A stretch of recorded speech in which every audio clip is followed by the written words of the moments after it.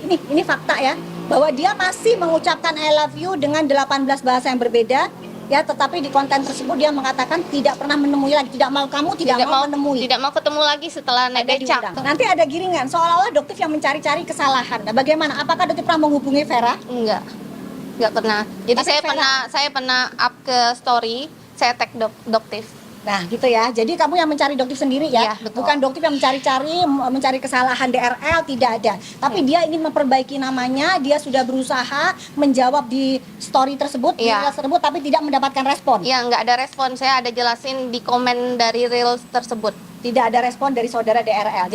Permintaan saya untuk Ko Richard sama istrinya, tolong perbaiki nama saya dan juga dihapus reelsnya. Tapi itu hanya menunda saja dugaannya, dibawa ke ruang tahti. Ya, dan itu tidak hanya terjadi sekali, tapi 2 kali.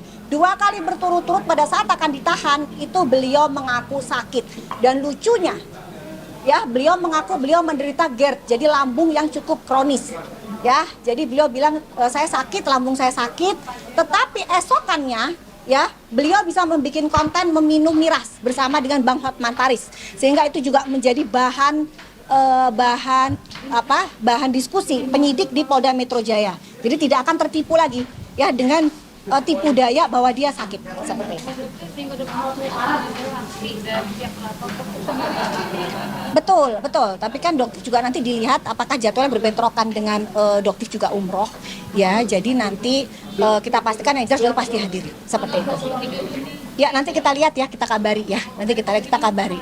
Insya Allah nanti kita kabarin ya.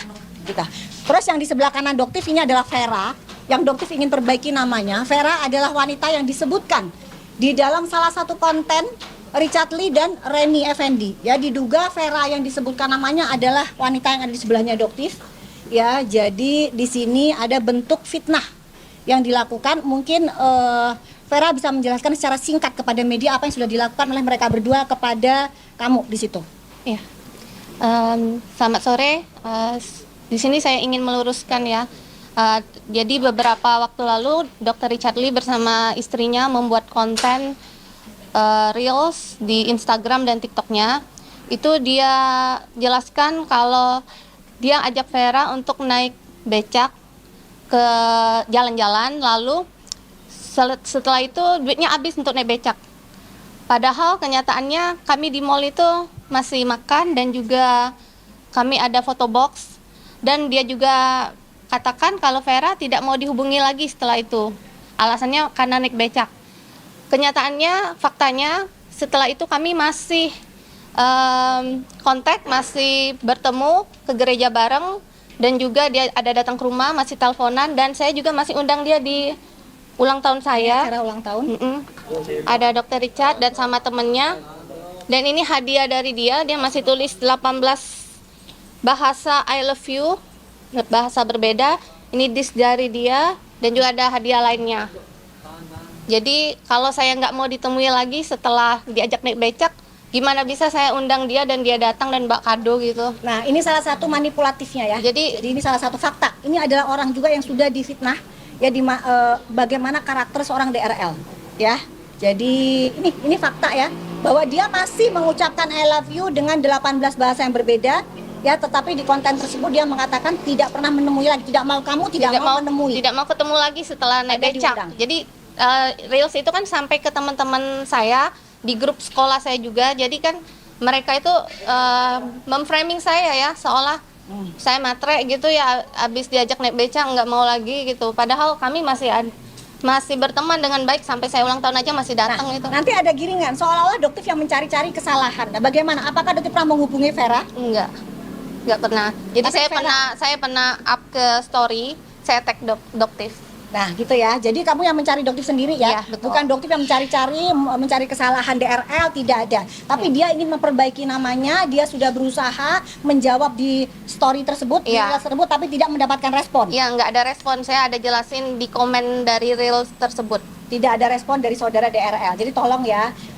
Permintaan kamu apa kepada saudara DRL dan Reni? Permintaan saya untuk Ko Richard sama istrinya, tolong perbaiki nama saya dan juga dihapus reelsnya. Oke, dihapus kontennya, ada permintaan maaf ya, itu aja. Jadi untuk Reni dari Richard, karena kamu collab di VT itu, ya permintaan Vera tidak muluk-muluk kok. Dia tidak minta apapun, hanya permintaan maaf dan penarikan take down dari konten. Oke? Iya, betul. Oke ya. Kejadiannya kalau yang ulang tahun ini udah Yang lama, ini sudah lama. udah lama banget ya, zaman-zaman kita masih remaja lah ya. Tapi kalau dia bikin kontennya itu 2025 Betul. Jadi baru sih. Oke? Dah, ada pertanyaan lagi? Saya udah langsung komen saat itu, tapi nggak ada respon ya. Nggak digubris. Oke? Tapi masih ada sampai sekarang. Kontennya Reelsnya masih ada. Masih ada semua ya? Iya, di reelsnya. Di konten. Oke? Udah cukup. Kebetulan hanya membuat konten atau memang seperti apa sih? Nggak tahu, dia tiba-tiba aja mereka berdua bikin konten tiba-tiba menyebutkan nama Vera. Siapa itu Vera gitu. Terus Dr. Richard jelasin Vera itu begini-begini gitu. Untuk next selanjutnya Datu juga akan mendatangkan seseorang lagi yang juga sudah dizalimi terang benderang oleh saudara terdakwa DRL. Jadi ini akan menjadi juga bahan dan pemikiran kalian yang masih membela seorang terdakwa DRL. Dia tuh keji banget loh. Ya, dia itu kalau kalian tahu seperti apa, dia tuh keji banget.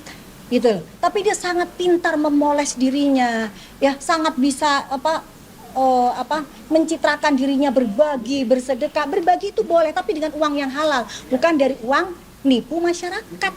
Logikanya bagaimana seorang penjual serum rambut, dokter menjual serum rambut, shampoo, bisa melebatkan rambut tapi dia sendiri menggunakan wig. Ini kan nipu. Gitu loh, ya. Dan Dotif akan bongkar kok semua itu sampai semuanya terkuak, ya. Oke? Kasih ya.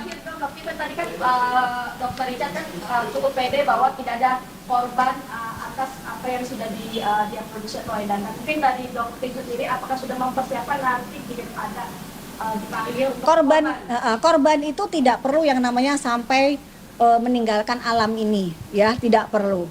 Ya, kerugian materi itu tetap dilindungi oleh perlindungan konsumen. Penipuan itu tetap masuk ke dalam delik unsur pidana. Ya, jadi apa yang dilakukan saudara terdakwa DRL ini sudah masuk ranah pidana penipuan. Ya, iklan-iklan klaim-klaimnya dia nempelin stiker itu bentuk penipuan. Tapi yang namanya maling itu nggak ada yang namanya ngaku. Maka kita akan lakukan pembuktian di sidang persidangan nanti.